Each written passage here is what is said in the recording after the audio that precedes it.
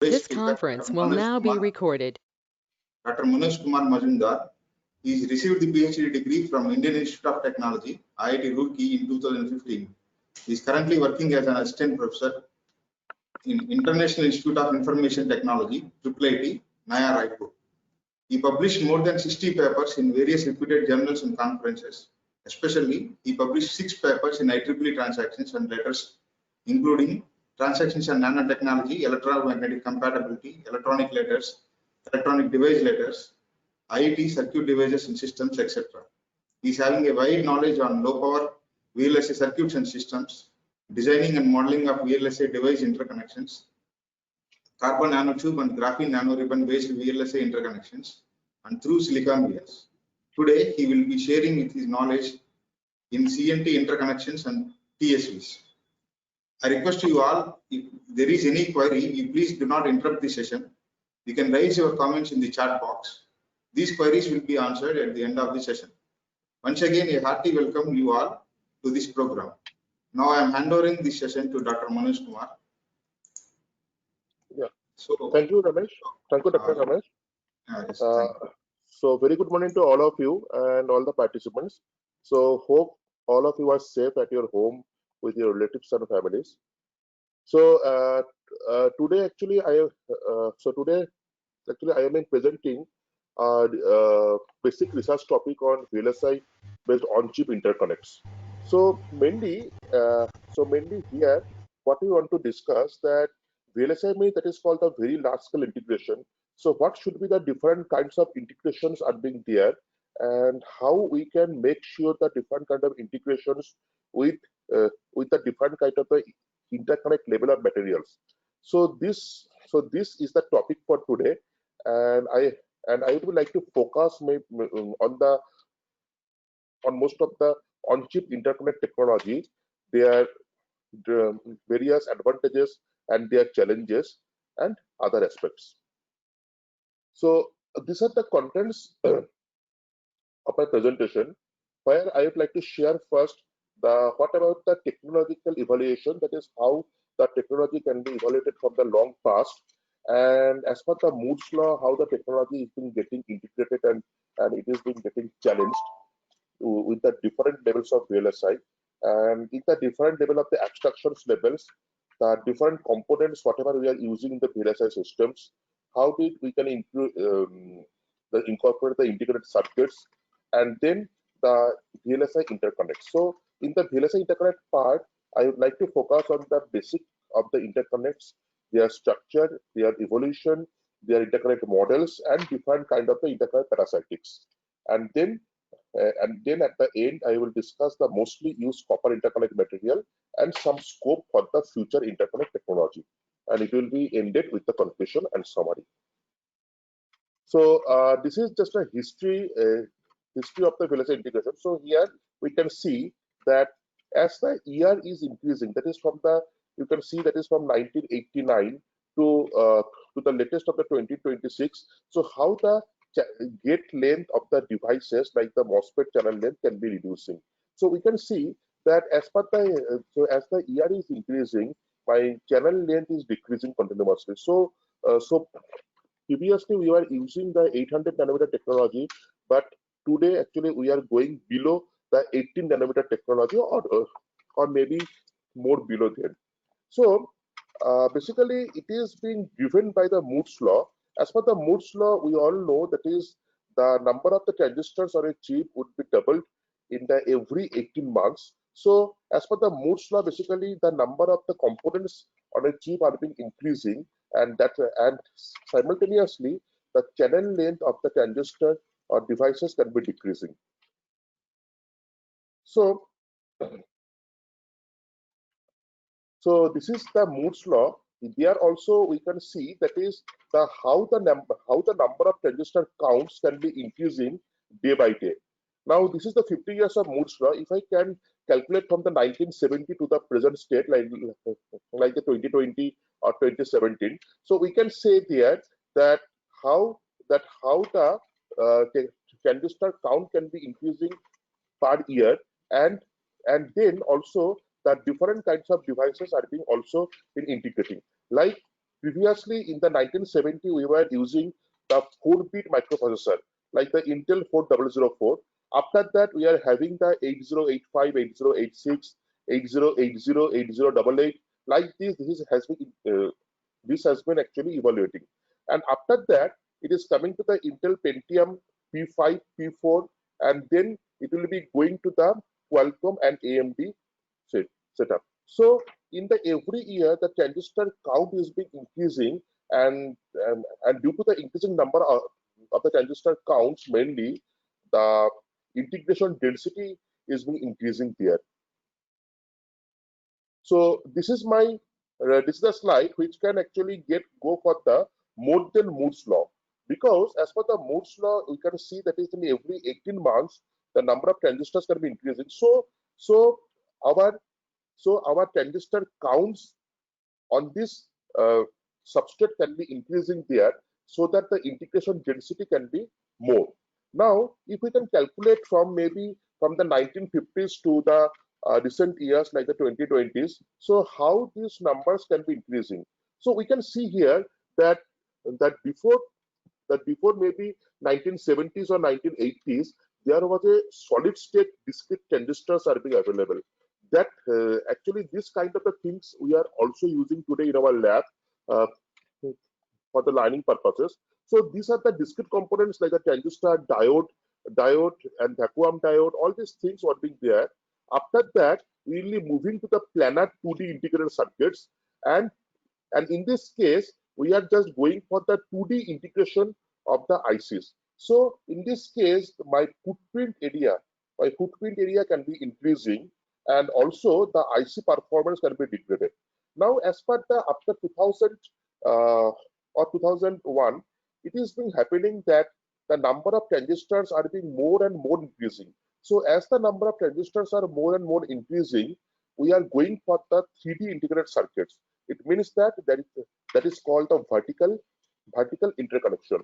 So what is the difference between the planar 2D integrated and 3D integrated circuits? Mainly, the primary difference is that in the case of the 2D integrated circuits, we can connect all the different kinds of the discrete components through an interconnect line. But in the case of the 3D integrated circuits, as all the dies are being placed one after other, we have to connect all the dies by using a via. Via is called the vertical interconnect access. So in the case of the 3D integrated circuit, the main advantage is that our footprint area can be reducing, and also we can integrate the different kind of the functionality of the devices on a single chip. So from this we can go for the VLSI design. So basically, actually, what is VLSI design? So as we know, that is the VLSI design is primarily based on the system on chip designing process. So basically, there are two types of the processes there. One is system on chip and another one is system in package. So basically, in the case of the system on chip technology, we are designing the real issues of the VLSI technology. So these designs are going to be complex as they are trying to accommodate the more number of the transistors there, and that's why the device density and component density is continuously increasing. And in this case, we are also trying to develop and use the techniques that will actually cancel the technology but still respect it. So depending on the various designing process, these are the different kinds of the levels of design. It means that if we want to design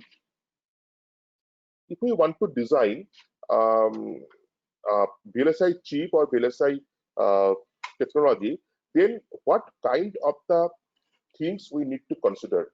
So first of all, we need to consider the specification. So specification means what? That is how we can design the VLSI chip. So before designing the chip, we have to first think that what we have required.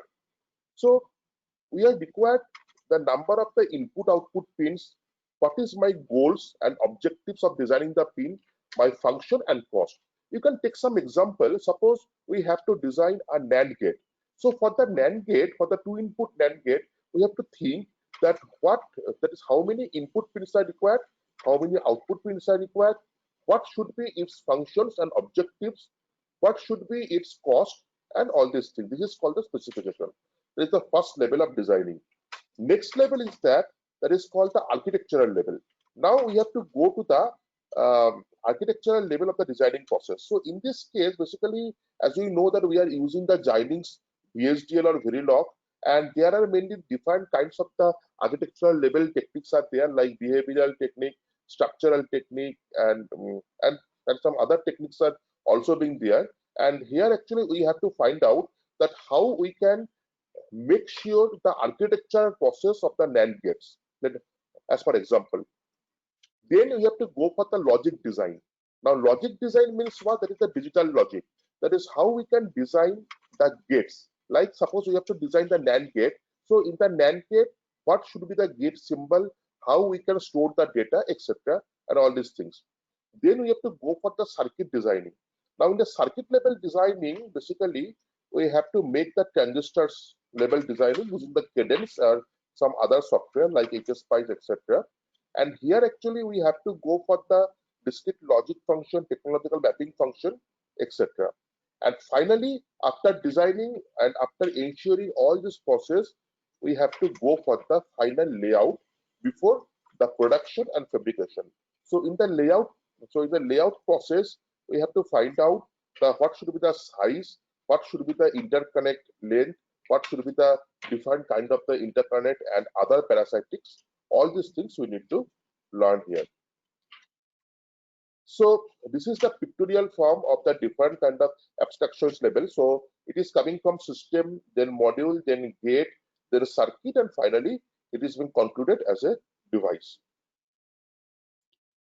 This is the component of the VLSI system. So we can see here that there are the different kinds of the logic functions are there, like the functional blocks, logic gates, transistors, and the interconnects. And for the interconnects, we need the power or ground signal, the clock signal, inter-block signals, and intra-block signals, like between two blocks and inside the one block. So here actually we can see a real time of the picture of the interconnection, and we can see that there are several metal interconnects are being connected, the different discrete components or different components in a VLSI chip.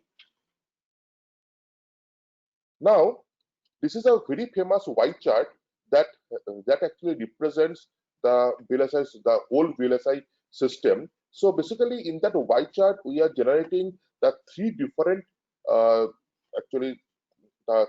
domains. That is, one is the structural domain, behavioral domain, and the geometrical domain.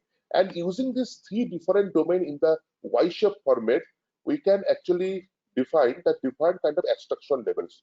Like in the case of the structural domain case, what should be the structures we need to consider? Like we need to consider the processor, register ALU, leaf cell, and the transistors, because everything is being connected with the transistor part. So transistor will be in the core.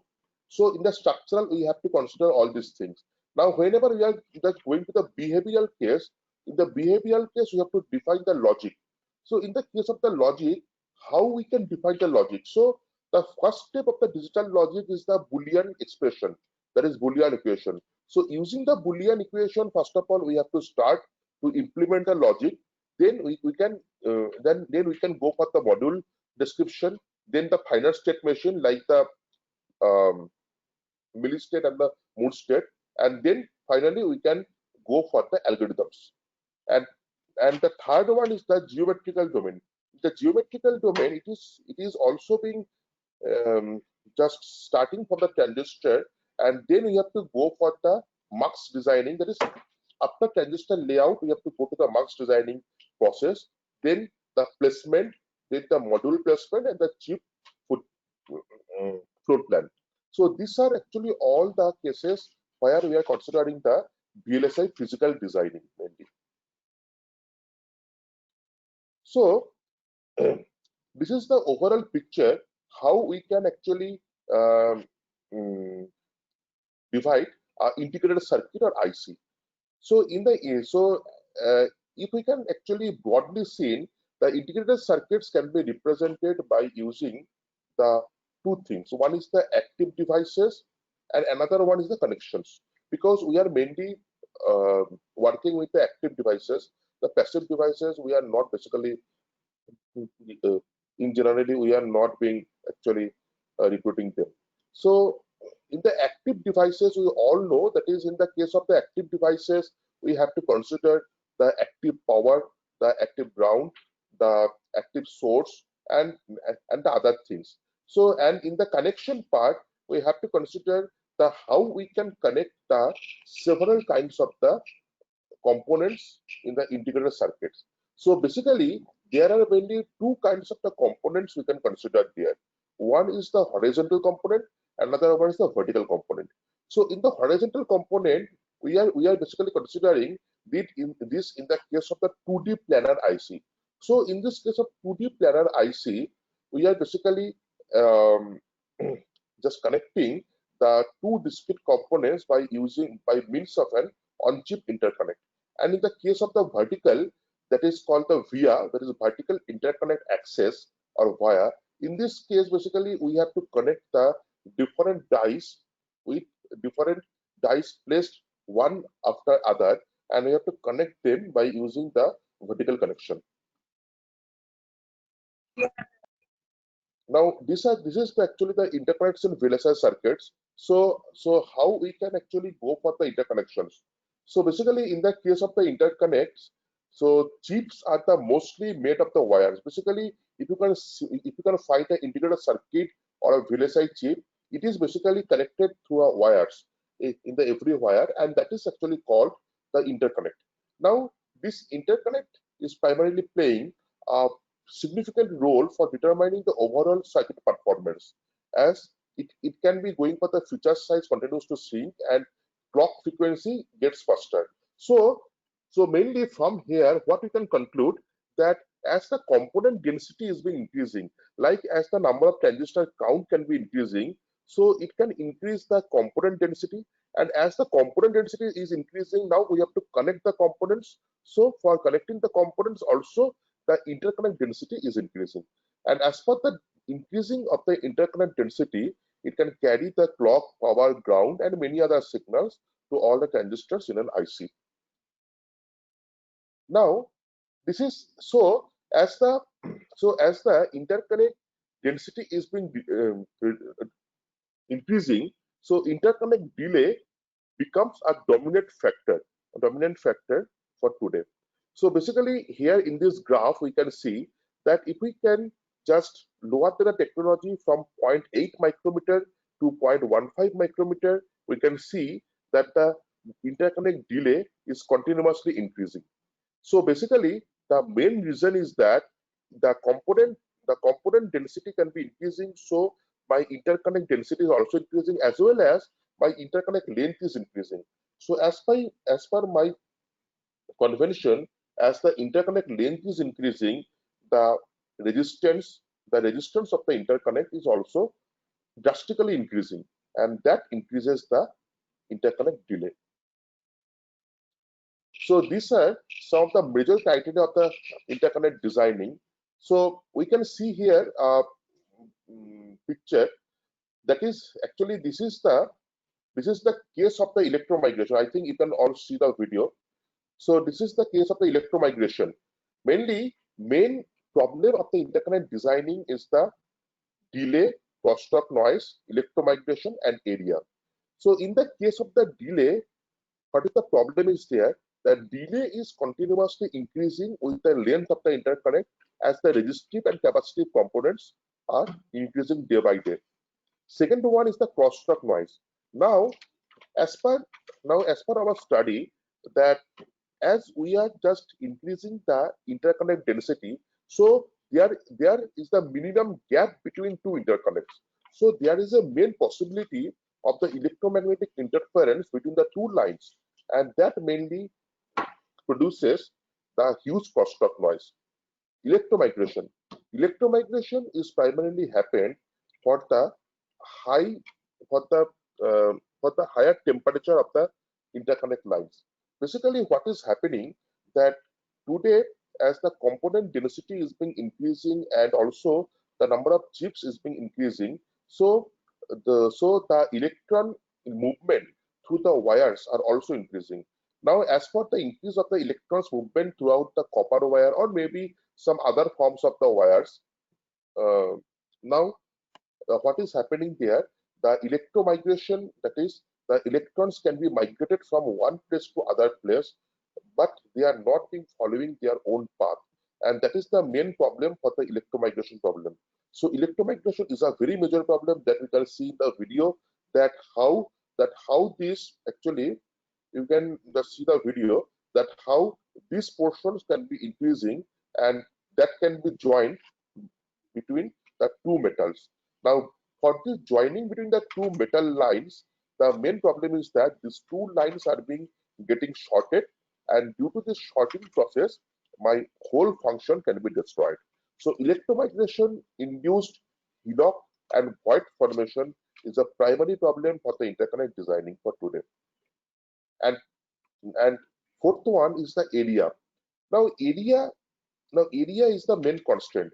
As today we are moving to the lower channel length, also we are being moving to the lower size of the device technologies.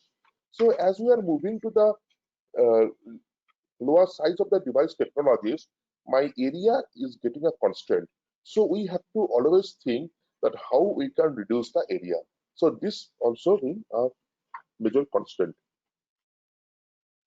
So this is actually the basics of interconnects. So how we can define the interconnects in the different kinds of the levels. So we can see the picture here that interconnects are being divided into the three different levels, like local, intermediate, and global. In the case of the local interconnect, mainly we are just connecting the components through an interconnect only one level. In the intermediate, we are connecting this between the two levels, and in the global, it is being connected actually the many levels of the interconnects. Now, basically, these labels are being defined as per the length of interconnect. In the case of the local interconnect, it is sized around, we can tell that in the range of the nanometer, and in the intermediate interconnect, it is range maybe around, in the case of the 100 micrometer, and in the case of the global interconnect, it is going around in the case of the centimeter or millimeter range. So this is the interconnect structures and different kinds of the interconnect components. Now here we can see this structure comfortably, that is the leftmost structure. Here you can see that that if we are placing the interconnect lines side by side, so there are the different coupling parasitics are being arising. Basically, here we are considering the capacitances only. So you can see that different kind of the fringing capacitance and the coupling capacitance there. So due to this fringing and coupling capacitances between the two lines, or maybe the 3 or 4 more lines, the interaction between the lines are being increasing, and that is the main problem of the crosstalk noise or crosstalk delay. Now here in the right side, you can see there are two pictures are there. One picture is for the local interconnect and other one is for the global interconnect. So in the case of the local interconnect, basically we can connect the components only in one block that is called the inter-block interconnect. And if we are connecting the different blocks, then it is being coming to as the global interconnect. So basically today we are mainly preferring for the global interconnect line, as our component density are being increasing. So we need to connect maybe two components which are placed very far from each other. So for that case, we are using the global interconnect line. This is the evolution of the VLSI interconnects. So we are not talking about the VLSI interconnects, but in the case of the VLSI interconnect, it is also a major issue that how we can, that is how we can consider the interconnect material. So as I told you already, that for the interconnect material should be a metal, should have Sir, excuse me. Yes, sorry. Your slides are not updating. Not updating? We are watching 15th slide now.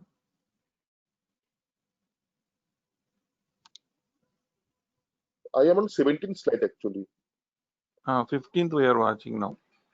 It's Local updating, sir. interconnect, local interconnects.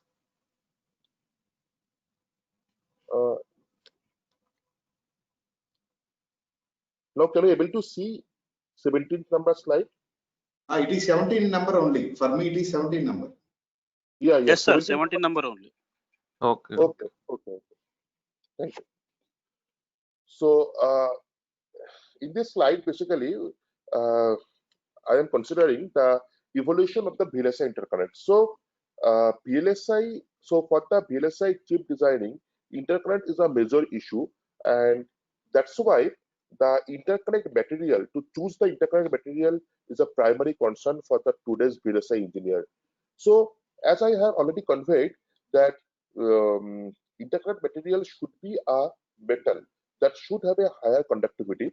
So the evolution of the VLSI interconnects should be there, that we can find out a best choice of the material.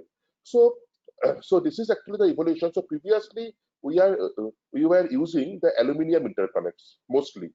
You can say this is the year of the before 1990s. So that time we are using the aluminum interconnects. So for the aluminum interconnect, there are several advantages are there, that it has a low resistivity, low cost, and it can be easily purified.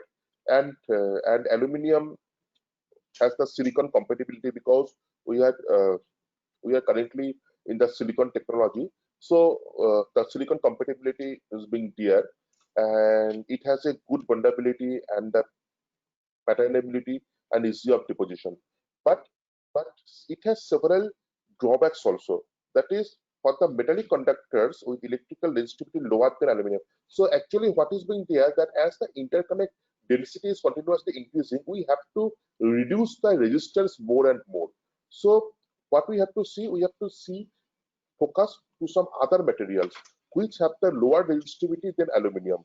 So that choice should be silver, copper, and gold. And the second drawback is that the current density of the aluminum is continuously increasing with the technology advancement, and so that it may have reduced reliability, and it can short between the different levels of the aluminum. So as per the choice, we can allow the gold. So in the case of the gold interconnects, it has the following advantages, that it has a higher resistance to the electromigration, and it has the improved resistivity than aluminum. But the main problem is that it has a high cost. Okay? And it is also the incompatibility with the high temperature processing. But the main drawback is that it can create the deep levels in the band gap to diffusion in silicon, and that is the primary concern for the gold interconnect. Next, we are moving to the silver interconnect. So apart the gold, I think all of you can see the slide number 18. So in the case of the silver interconnect mainly, so apart the gold, there are actually the same type of the advantages are there, but the drawbacks are very difficult in the case of the silver. So in the case of the silver, it is again possesses a high cost. So if the cost is very high, then also my designing of the VLSI chip is getting high. It can build a diffusion barrier for the silver is quite difficult, and it possesses very low resistance to electromigration due to its low melting point. So finally, we can come to the copper interconnect. So in the case of the copper interconnect, it can produce the 10 times better performance in case of the electromigration, as the copper has a very low resistivity than the other materials, and it has a higher melting point than the aluminum. But the primary drawback is coming here for the copper interconnect, that is the increasing resistivity. And due to this increasing resistivity, the Joule heating can be arises, and it can mainly focus on the surface. So the first kind of problem is not, we are not considering as a necessary. And for longer interconnect and higher frequency, it can make serious problems in the case of copper interconnect. But still, copper is the silicon compatible, so we are using the copper interconnect still now. Now, in the slide number 19, it is showing the interconnect line. Now, in this interconnect line, we can see that is how the interconnect lines can be connected to the driver to the load. That is called the transmitter to receiver. So we can say that there may be the three interconnect lines, and it can be connected to the driver to the load. And this is actually a circuit level of picture, and the right side is showing a chip level of the pictures. Now, in the next slide, we are moving towards the interconnect model. So now, now we have our interconnect line with us, but we have to represent these interconnect lines into a circuit form. So basically, if we are considering an interconnect line, mainly there are three components are being there: resistance, inductance, and capacitance. Now resistance and capacitance is the main factor for the interconnect line, as they are contributing to the interconnect delay very seriously. Inductance is coming for the high frequency application. So mainly there are three types of the interconnect lines we can suggest. One of these the L-type model. So we can see that is the figure number A, that is the L-type model. In the figure number B, that is called the pi-type model. So in the pi-type model, what we have done, it is shaped the pi shape. So the capacitance C is being divided into the two parts. Now that is C by 2 and C by 2. And in the figure number C, we can see the T-type model. And in this T-type model, basically the resistance is divided into the by 2, and inductance is divided by 2, and the capacitance is fixed. So all these models are actually the lumped interconnect model. Now for our circuit simulation purpose, basically we are considering the distributed model. So if you can see the digital VLSI design by the author of the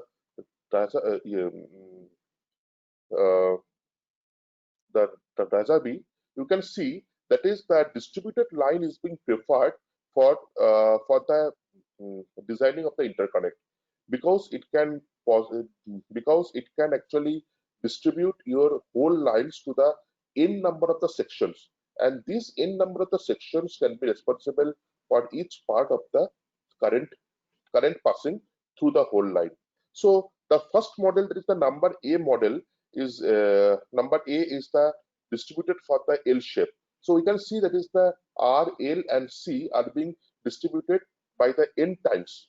In the B model, in the figure of B, we can see that is this is the pi-type distributed model. So we can see that is the capacitance is being divided like C by 2n in the everywhere, and the middle one capacitor is the C by n, because there are two capacitances are being in the parallel, so it is coming to the C by n, and others are being as R by n and L by n. In the case of the C-type figure, that is the T-type model, we can see that is the resistance and inductances are being divided by the n types, and capacitance is also divided by n types. But in this case, as resistance and inductance are already being divided by 2, so it is coming around the R by 2n and L by 2n like this. But capacitance is already in the C by n. So basically, out of these three models, if we can do the simulation, we can see that the pi model can be exhibit the more that is the best performance among these three models.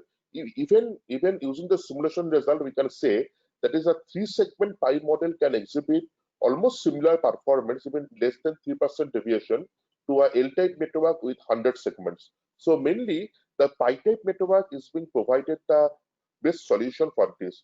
This is a simulation result that actually I have shown in the table below. So the simulation has been performed using the HSPICE circuit simulation, and using the 2000 micrometer interconnect lane, if we can perform the simulation, we can see that is the L-type model is being possesses the most serious delay, that is of the 2.46 nanosecond as compared to the T-type and pi-type. Now, these are some of the interconnect models. That is this. So these pictures are being shown here to let you know that is how complex design is there, how we can connect the different interconnect lines together to make a circuit form. Basically, interconnect is just connecting the 2 points between the 2 points between a circuit. So it means that we can connect the interconnect lines in the several ways. So you can see that is the first figure in the left side. It is actually all inclusive models where the resistance, inductance, and capacitances are being connected to this circuit, and we can also find the delay of this circuit using the Elmore delay or maybe some other process. And the right side figure, that is figure number 2, is being there, that is for the capacitance related model. So here actually the network has been formed using only the capacitances in the interconnect. Now coming to the next slide, that is for the impact of the interconnect parasitics.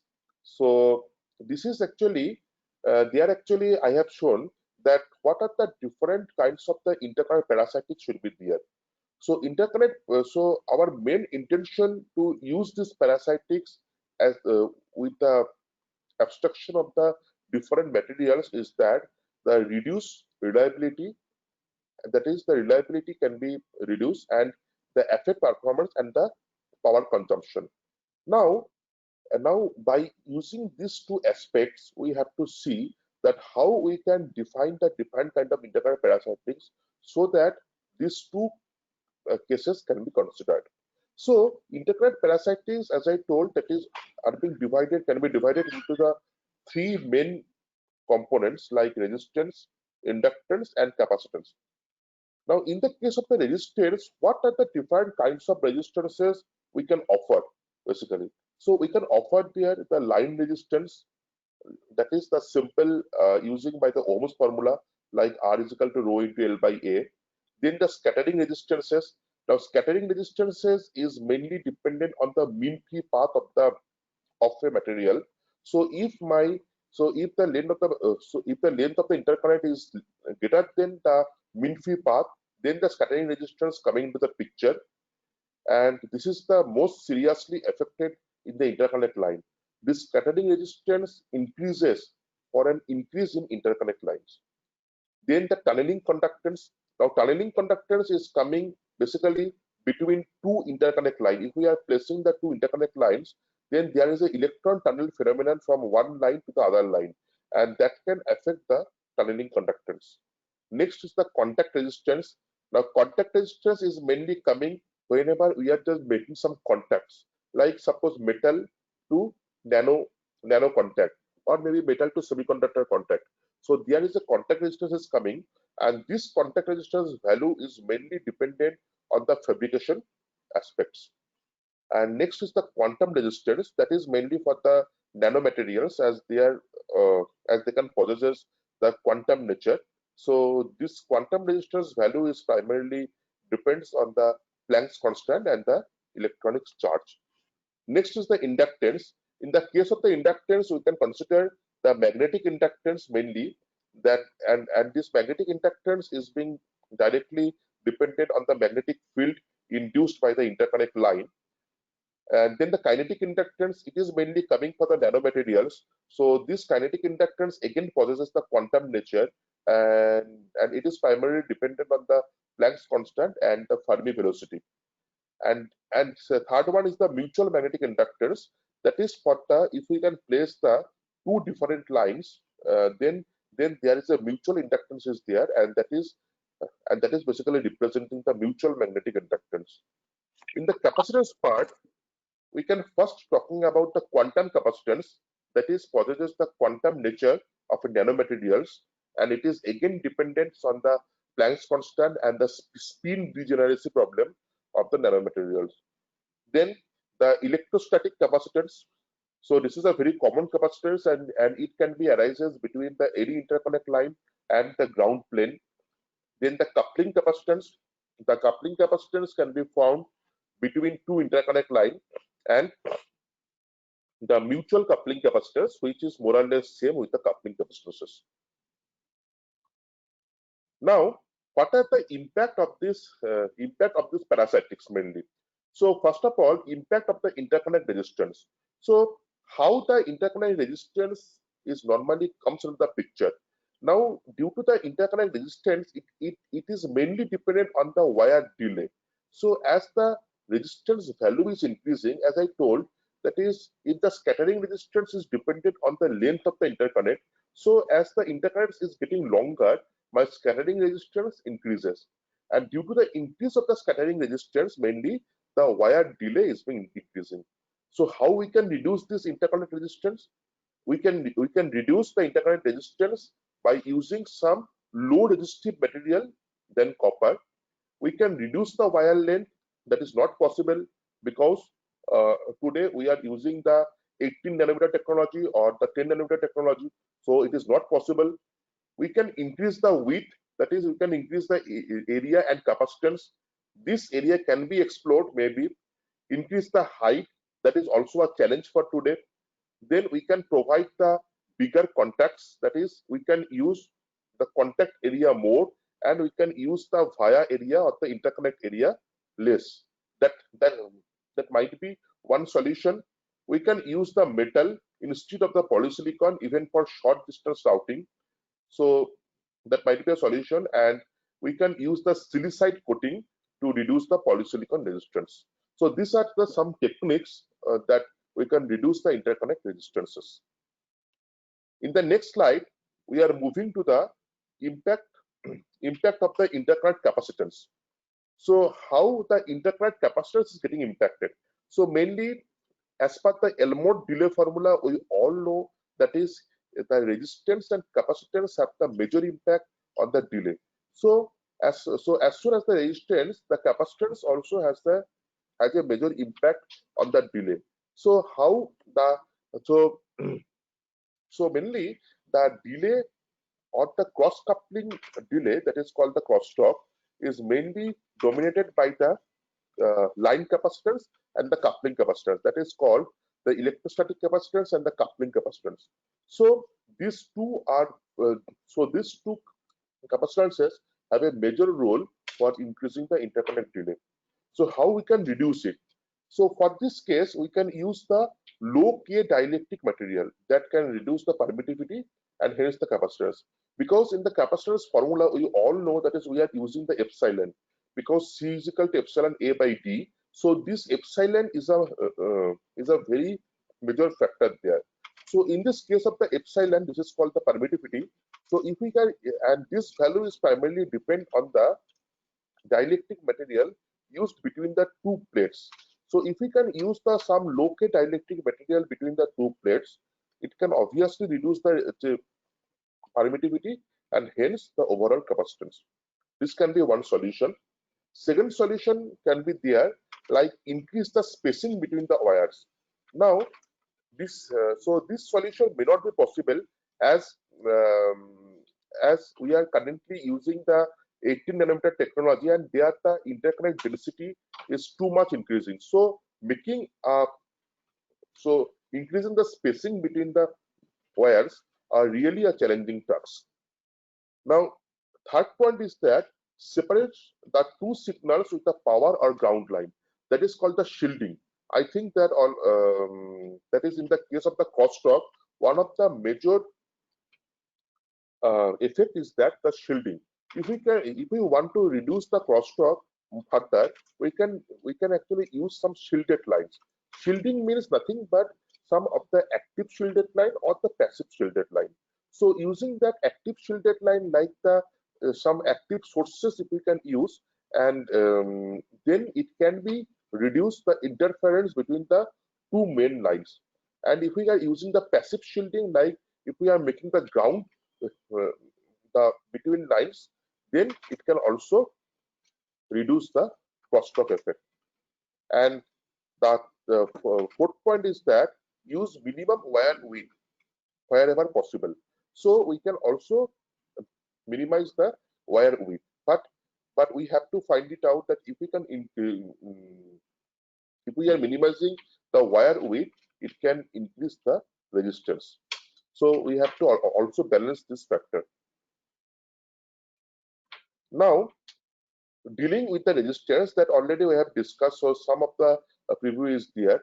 Like here, how we can actually deal with the resistances. So we can actually select some of the technology scaling. So in the case of the technology scaling, we can actually scale the width while holding the time as a constant. And we can use some of the better interconnect materials where the interconnect materials should have the low resistivity, and the third point is that we can use some of the silicide, like suppose the WSI2 or TiSI2, that is called the multi-level of the interconnect or multi-metal.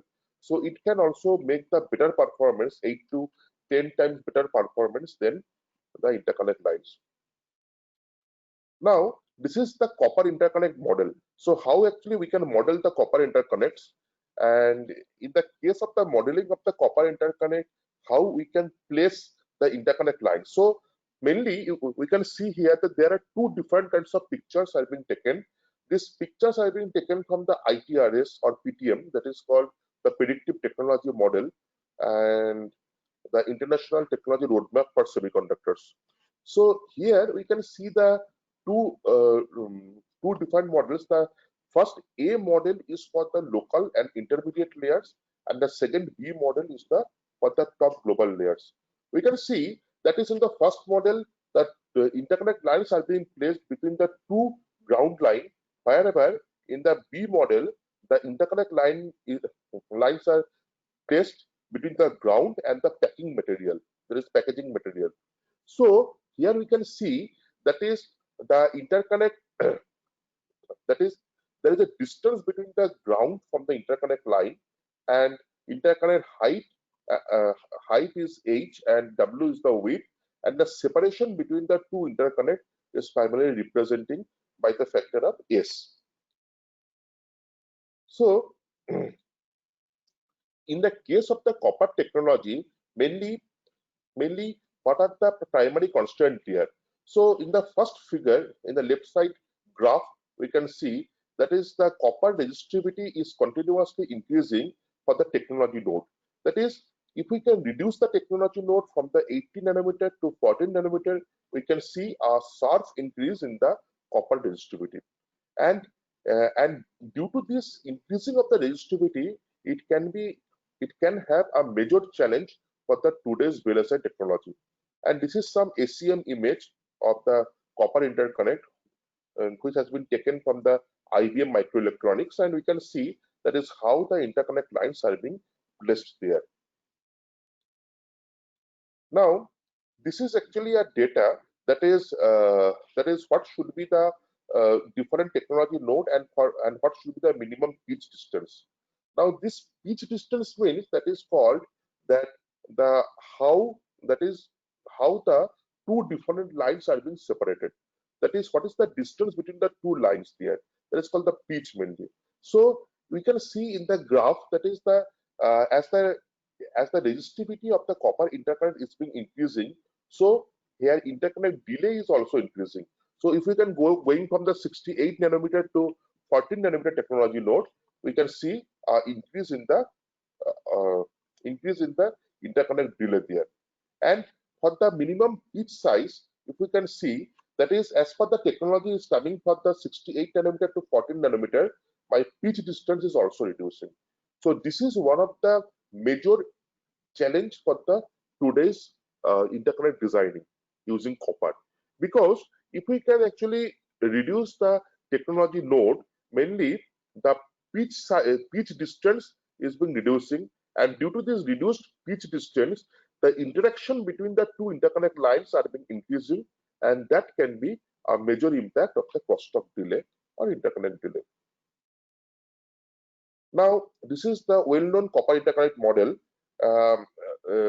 These expressions you can find it out in the PTM website, like the Predictive Technology Model website, and these expressions are primarily representing the resistance, inductance, and the capacitance of the copper interconnects. So you can see that is in the resistance of the copper interconnect, it is primarily dependent on the width and the thickness of the interconnect line, and obviously the resistivity of the copper. In the inductance model, we can see that is the inductance of the copper interconnect is primarily dependent on the length of the interconnect, width, thickness, and the free space permeability. In the electrostatic capacitance, we can see it is dependent on the distance from the ground plane, the separation between two interconnects, and also the permittivity of the material, that is epsilon. Now, this is actually some of the result, just to make you understand that how the interconnect line is being working. So you can see the red line here in the graph, in the left side graph. You can see the red line. So in the red line, this is actually the ideal interconnect. So in the case of the ideal interconnect, if we can increase the interconnect length, like from 10 to 10 to the power 3 micrometers, there is no change in delay because this is ideal interconnect. There is no resistance, no capacitance, no inductance. So there is no change. But if we can use the copper, there is the green line, you can see that is in the case of the copper, it is actually increasing for the interconnect length. So now in the right side graph, we can actually compare the different kind of the materials like the copper, low K dielectric, and the aluminium, the silicon dioxide, etc. And we can see that is for the aluminium, it is going to be the more interconnect delay, but in the case of the copper, it can possess the lesser interconnect delay. It means that if we can move from the aluminium to copper, my interconnect delay can be reducing. So now demands in the future interconnect. So as we have discussed till now that copper interconnect is good and it is still using, but as per the technology evolution and as per the reduced channel length, the copper interconnect is making us serious problems because as the technology is being evaluating and as the bit size is being reducing, the interaction between the two interconnect lines are being increasing. That can increase the crosstalk, that can increase the electromigration, and that can also increase the process variability. So for our future, whenever we are just moving towards the future of the VLSI chip, that is towards the nanotechnology, that time we should consider the lower parasitic value, lower electromigration, less process variability, and stress effect at the very smaller interconnect dimensions. So for that cases, we can actually consider the different kinds of the interconnect or the VIA models like the vertical interconnect access models. So for that case, we can use the carbon nanotube, graphene nanoribbon, silicon and metal nanowires, and graphene-based optical interconnects. Now, carbon nanotube and graphene nanoribbon, basically these are the mainly the electrodes of the carbon. These are the organic materials, and they can be immersed as a very unique properties and with some unique electrical characteristics of the material. Carbon nanotube and graphene nanoribbon is primarily accepting, that is the very thin layer of the carbon atom, and they are actually the carbon atoms are being basically arranged in a honeycomb lattice structure in the case of the graphene nanoribbon sheet. And if we can fold this graphene nanoribbon, it can make the carbon nanotube. So basically the mainly difference between the carbon nanotube and graphene nanoribbon is that carbon nanotube is the tube-like structure and graphene nanoribbon is just a sheet or planar-like structures. So using this material, we can possess the higher electrical resistivity, higher electrical conductivity, higher Joule heating, and the higher melting points. So these materials we can use maybe in the future so that our demands in the future interconnects can be fulfilled. So this is my conclusions. So as per the conclusion, we have discussed about the on-chip interconnects.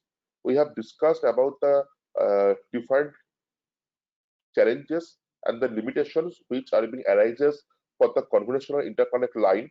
We have discussed that how the dimensional scaling challenges and limitations can be affected to the copper wire, and how the resistivity can be rises drastically with the technology evolution. We have also discussed about the realistic interconnect delay rises that significantly, and that's why the clock period even with the repeaters, and the interconnect power also rises in the future. So this all the challenges and limitations we have discussed, and based on the challenges, our primary focus for the future interconnect technology is to use the organic material or the nanomaterials. So carbon nanotubes or graphene nanoribbon can be found suitable for the future local or global VLSI interconnects. We can also use the optical interconnect technology in the future. These are the research area we can open for the future technology node. And in the case of the in spite of the 2D planar IC, we can use the 3D integration, where we can go for the TSV, that is called the through silicon via structure for the future IC designing, and also it can offers the various advantages on the 2D integration technology. So these are some of the references that we have followed for this discussion. And finally, all of you, thank you so much for your kind attention and your patience.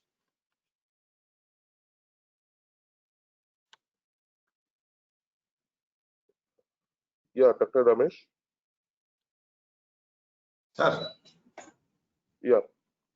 thanks for your presentation. And so most of the figures that you used, they are self-explanatory. So where we have seen some interconnections, they have placed orthogonally in different levels. Okay, so the CM images that you have referred, they are more explanatory, and most of the doubts are clarified. And regarding some of my queries on something slide number 26, I hope so. Can you open the slide number 26? Yeah, I am going here. Slide number 26.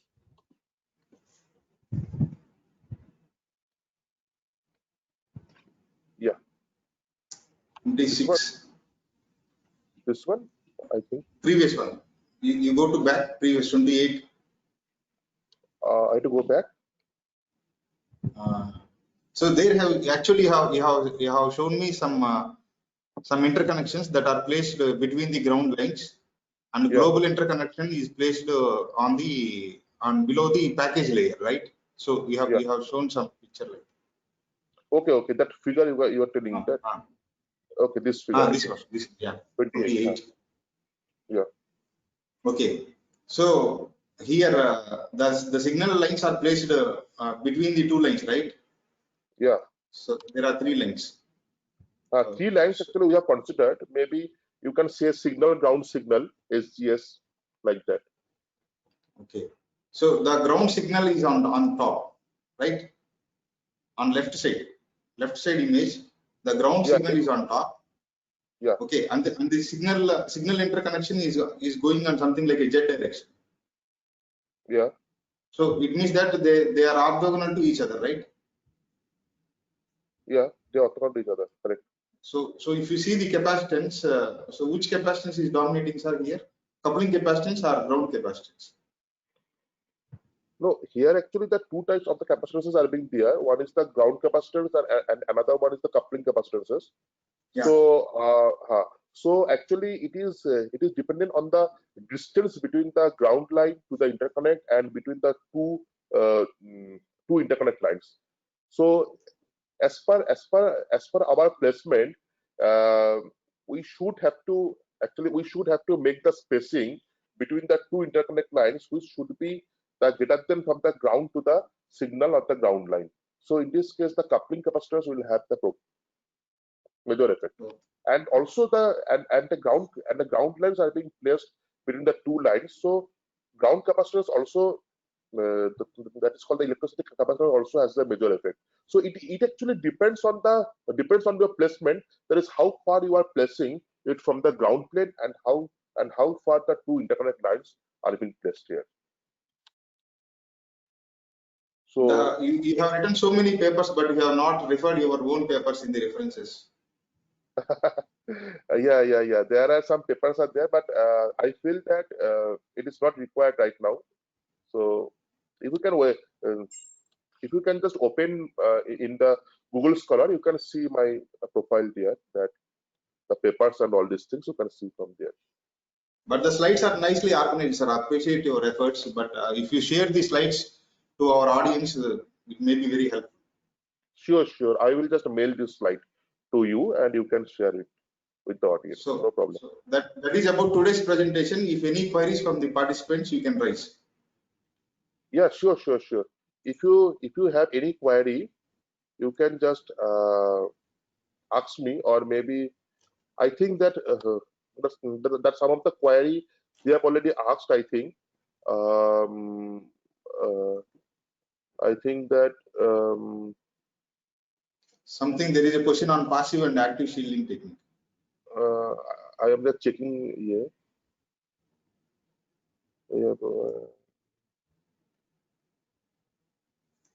Yeah, there is a one query from Ananta Lasmi and Dr. H.S. Meek College of Technology.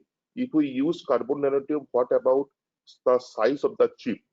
So in this case, mainly actually I am telling that carbon nanotube mainly we are using as an interconnect line, which is depending on the chip size. So mainly the chip area is continuously reducing for today, and as we can see, that is as per the technology scaling, it is coming from the 80 nanometer to the 14 nanometer technology node. So it can be so it will be beneficial, and to control the interconnect density there, we have to actually reduce the carbon nanotube. I can't comment on the chip size currently because the carbon nanotubes are are the nanomaterials, and currently the future directions based on the carbon nanotube and graphene nanoribbons is under construction. We are just studying it theoretically, but we are still in the progression mode. The industry standard fabrication aspects of the chip is yet to be explored in the future. So I can't comment the chip size currently. Thank you. And the another comment, I think that the CH Praveen Kumar, Gitam, Hyderabad. Can you give more info on passive and active shielding techniques? Yeah, sure. Actually, sorry. Yeah. So in the case of the active and passive shielding, mainly shielding is a line, which line we have to place between the two interconnects to minimize their interference. So basically, in the case of the active shielding, we are using the active source to connect the interconnect line, and in the case of the passive shielding, we are mainly use the grounded line between two interconnects. Now the now active shielding is the more useful than the passive shielding, but in the case of the active shielding, it can require the more area because we have to use a active source there.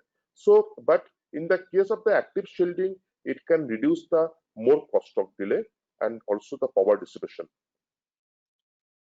Thank you, Sri Praveen Kumar. And other one comment from Praveen Kumar is that the useful information regarding interconnections. What is the advantage of graphene nanotube in IC interconnection? Actually, the advantage of the graphene nanoribbon mainly, or the carbon nanotube, has a major impact on the interconnect performance. So if you can see, that is the graphene nanoribbon is just a very nano size of the sheet of the graphene material, and if we can actually fold the sheet, then we can make it as a carbon nanotube. So the main advantage is it's the electrical properties, unique electrical properties, mechanical properties, thermal properties, chemical properties, and some other aspects. Now the most focusing thing is that the electrical properties. Now in the case of the electrical properties, what we have seen there actually, that in the case of the carbon nanotube and graphene nanoribbon, the resistivity of these two materials are very high. So that what we can do, that we can actually use them comfortably in the case of the electromigration. So electromigration problem can be reduced in the case of the carbon nanotube and graphene nanoribbon. This can be the first point. Second point can be there, that in the case of the carbon nanotube and graphene nanoribbon, it is actually an organic material, and using the organic material, it can reduce the overall cost of your chip. Now the third point is that carbon nanotube and graphene nanoribbon has a very high electrical conductivity. That's the current conductivity, and current conductivity and the current density of the CNT and graphene nanoribbon is coming around the 10 to the power 9 ampere per centimeter square, which is very high than the copper. So we can, so there is no possibility of the Joule heating in the case of the carbon nanotube and graphene nanoribbon.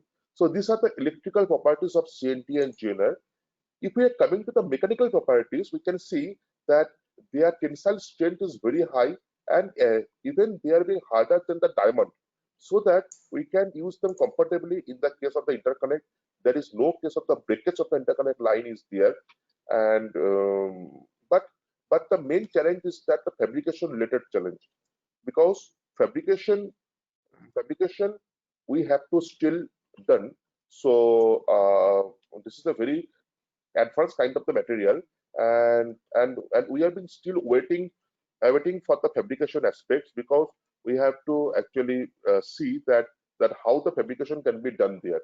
So these things we have to see for the future.